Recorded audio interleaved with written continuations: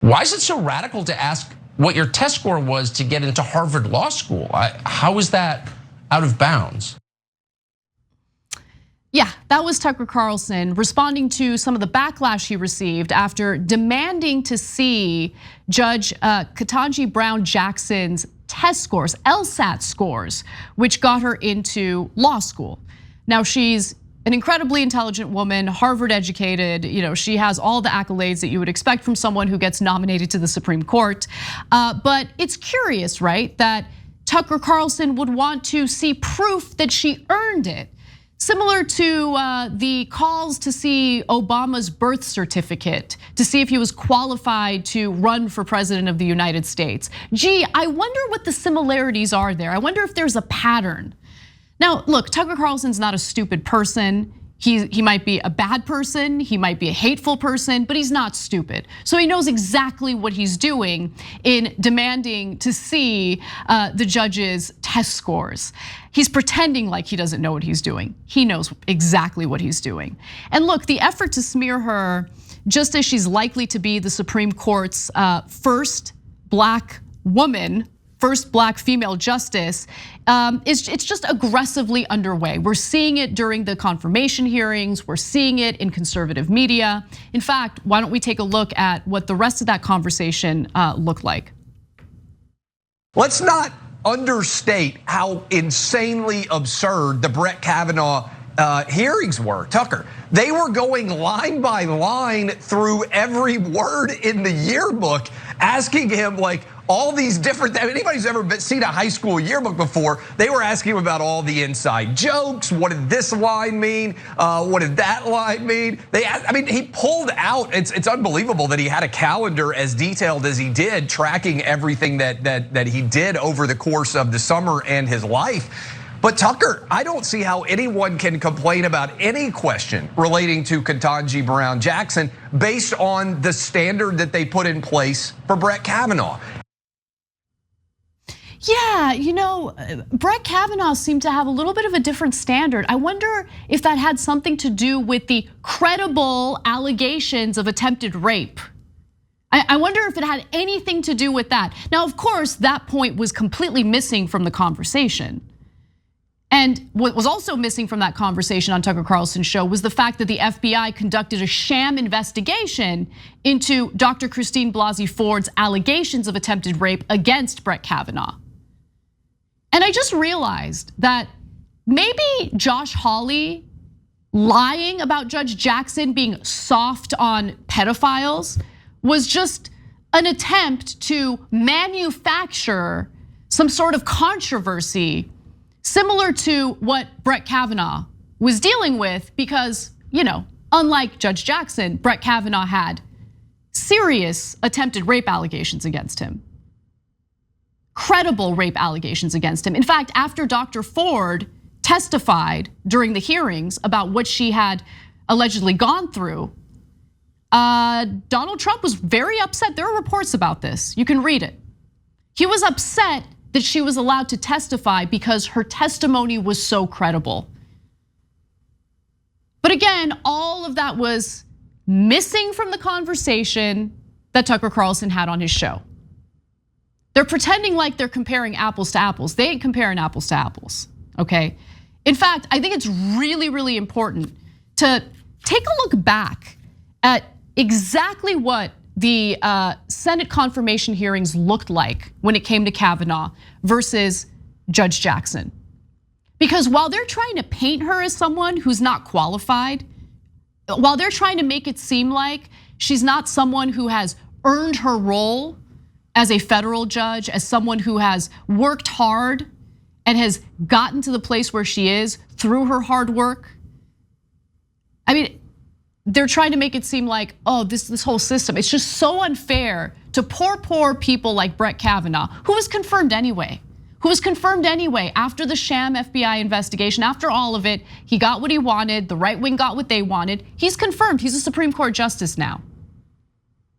But again, while they tried to make it seem like he was wronged in some way, he was the qualified one. Judge Jackson isn't the qualified one. All of that garbage.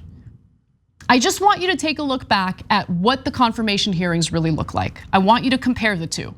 I went back, I looked at the opening statements from Brett Kavanaugh, and then I watched the opening statement from Judge Jackson.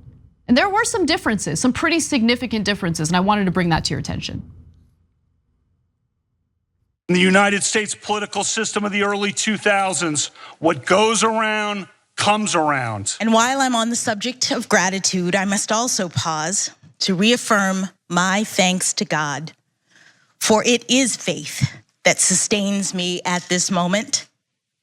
Even prior to today, I can honestly say that my life has been blessed beyond measure. I am an optimistic guy. I always try to be on the sunrise side of the mountain, to be optimistic about the day that is coming. But today, I have to say that I fear for the future. The first of my many blessings is the fact that I was born in this great nation. I drank beer with my friends. Almost everyone did. Sometimes I had too many beers. Sometimes others did. I liked beer.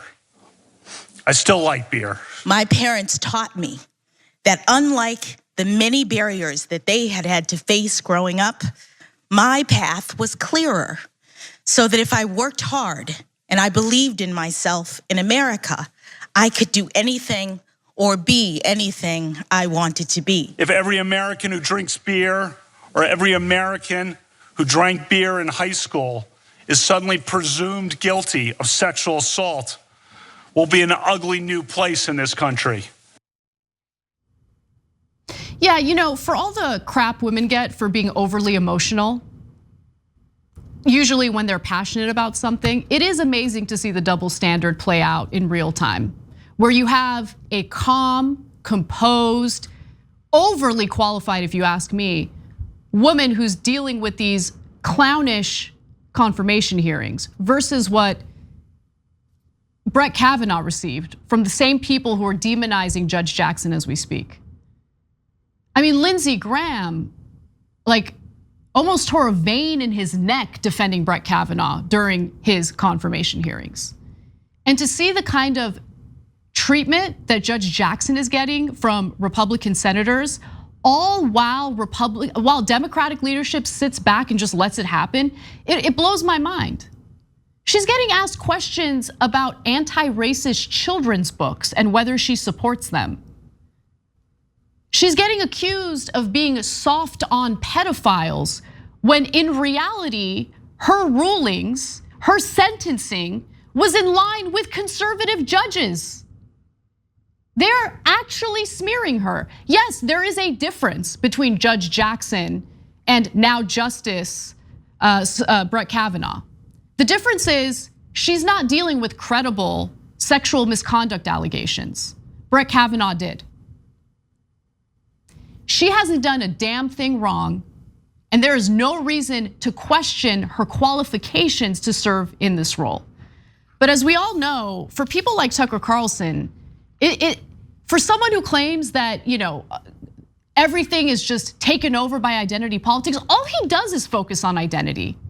Why is he going after her so hard? Is it because he genuinely has any problems with her past? Does he have any problems with her qualifications, or does he have problems with something else, her identity as a black woman? Now, what's fascinating is he's also trying to paint her as an elitist. He's trying to justify the deceptive, disgusting attacks that he has launched against her by saying, look, she might be black, but she's like all those affluent liberals out there. In fact, he says it during the conversation he had with that dweeb. Let's take a look at that. It's a Greta Thunberg play. It's like, we're gonna bring someone on you're not allowed to criticize. I have to say, her views really seem like those of every affluent white liberal I've ever met. If you want a black candidate, I'm serious. I think the country would get better representation from, she's just a carbon copy of everyone in the neighborhood I spent my life in, Anyway, this is what happens, Tucker. They want cosmetic diversity, but everybody to have the exact same opinions. No diversity of thought, diversity of appearance. It's scary. If you picked a rap star off the street, that person's views would more likely be closer to the views of the average American than the views of this woman. So do you guys get what I mean when I say Tucker's smart? He's a terrible person, but what he did right there is perfect for those who just want to attack Judge Jackson and then provide cover for their racism, essentially. No, I mean, I'm not attacking her because she's black. I'm attacking her because she's an elitist. Why? Can you be specific? What do you mean you're attacking her because she sounds like an affluent white liberal? What do you mean by that? What has she said? Be specific, but he's not being specific about it. And then he brings in any rapper would be more representative of the people. So when he mentions rapper, he knows that his audience is thinking black people. So this isn't really about black people. This has nothing to do with race. It has to do with elitism, I guess. I don't know. And this is what he says after having a conversation questioning her qualifications, questioning whether or not she earned a spot in law school. There's nothing more elitist than that, and racist. Let's keep it real. Anyway, we know what they're doing. I think most people who have 2 brain cells know what they're doing. I just feel terrible that Judge Jackson has worked this hard, has remained this calm throughout these hearings, and has to continue dealing with this circus.